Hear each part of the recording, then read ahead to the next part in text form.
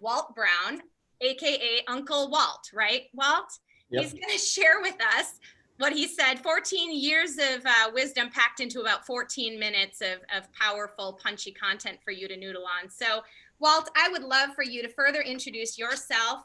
And while we don't have time today for audience Q&A on all these awesome concepts Walt will review, we are going to make sure that all of you are equipped with a way to get in touch with him to learn more. So, Walt, take it away. Good deal. Thank you, Jennifer. So as you guys kind of go through here, Walt heard a second ago, take a quick little second to pin the screen, if you don't mind. If you'll pin my screen, you should be able to see the board. This is the way I work. So great, cool, everybody's back. And you can see the screen, pin board. This is what we're doing, 15 minutes.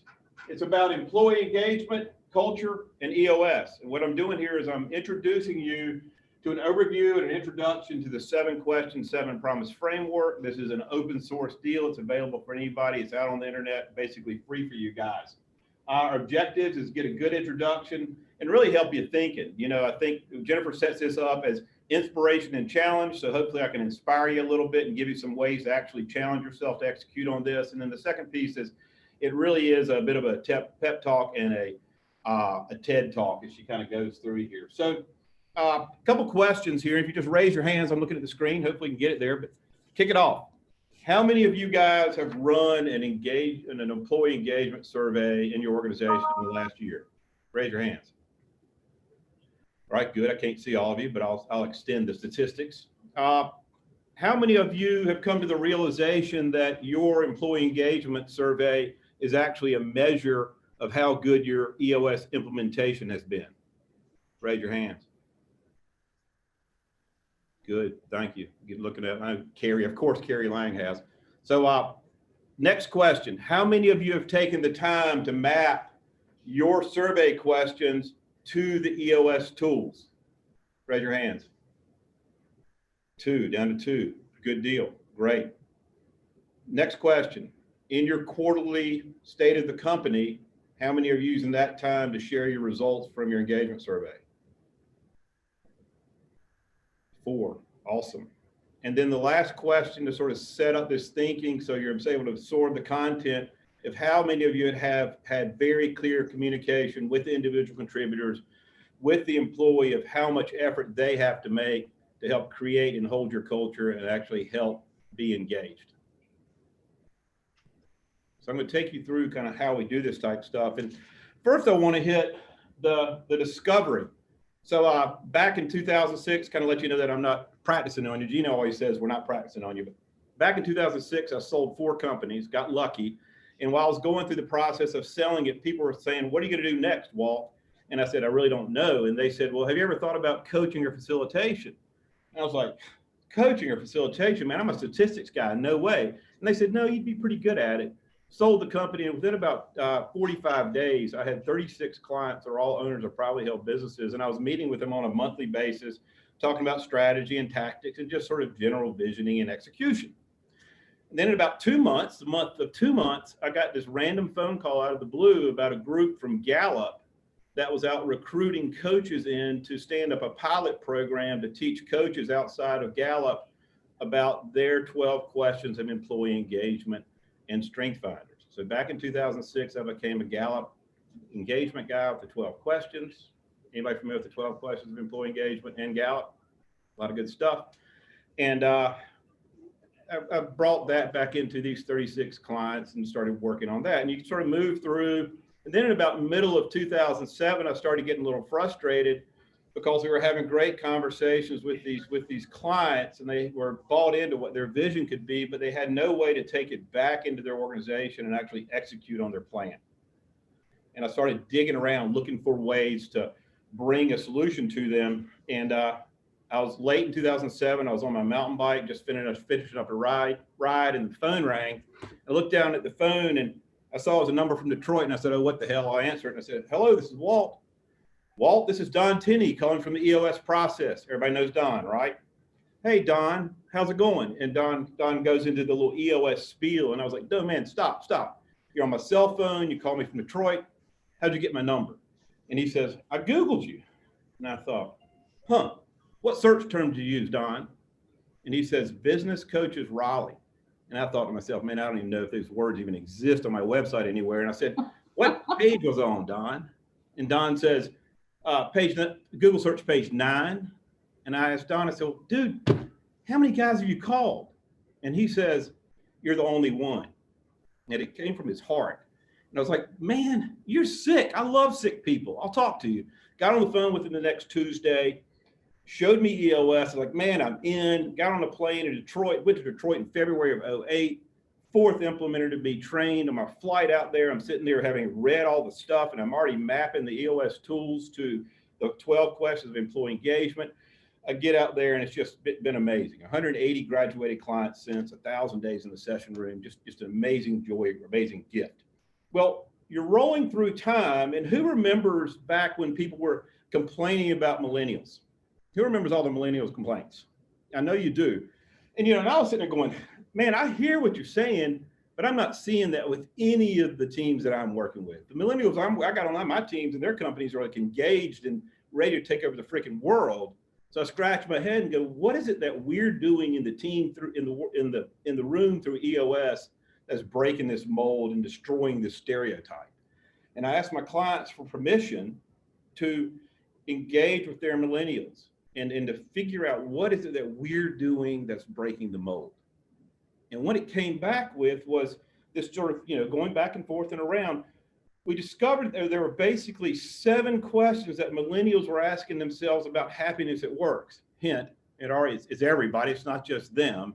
And what the questions were, when they said, do I fit here? They were asking these questions. Do I belong? Do I feel like I believe? Do I understand and embrace what I'm accountable for? Do I understand and embrace how I'm measured? Do I understand and embrace how my organization listens and how I'm heard? Do I understand and embrace how my organization offers me opportunities for development and how it can be developed? And then finally, do I understand what it means to be balanced at this organization? Am I given the opportunity to be balanced? Work life, health, and financial. 7 fundamental questions that are super simplified. We started testing it and practicing, and we recognize not only millennials, but it's everybody in the organization would like to be able to say yes to these 7 questions. So what happens, we come in here, and I'm talking about engagement, and I'm talking about culture. We have 7 questions with engagement that we're trying to get every individual in the organization to be able to say yes to. And the way we allow them to get to yes is we install this system called EOS that they interface through that allows them to constantly get to yes and maintain yes to the 7 questions. Don't have to do anything else. And then the other side of it, you dig a little bit deeper and you say, what's the foundation? What's the bedrock of culture? Well, it's just the same questions. It's just from a different side. And we put these into the promises. So basically, when you step back and you say, I want to create this amazing organization, you have this dream of what it's going to look like. And we call it the 7 questions, 7 promises method, 7 questions that they want to be able to say yes to from a standpoint of engagement, and then 7 promises that we own. So when we're interviewing somebody, we're saying, John, when you come here, we are making a promise to you. We're going to surround you on a daily basis with people who understand it means to be belong, and they're going to believe in where we're going. And we're going to surround you with people who understands what it means to be accountable, and people who are embracing how they're measured. And we're going to surround you with people who understand the way the organization listens, and they're going to have to take an active role in sharing their opinion.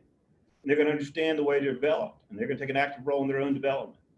And we're going to make sure we understand what balance looks like in this organization, so everybody's balanced, leaving all the drama at home, coming in and working here. That's the culture I'm trying to build. Does that make sense to you? Part of what you want to be part of?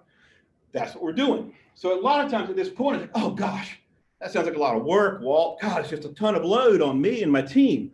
So I want to take the load off a little bit here.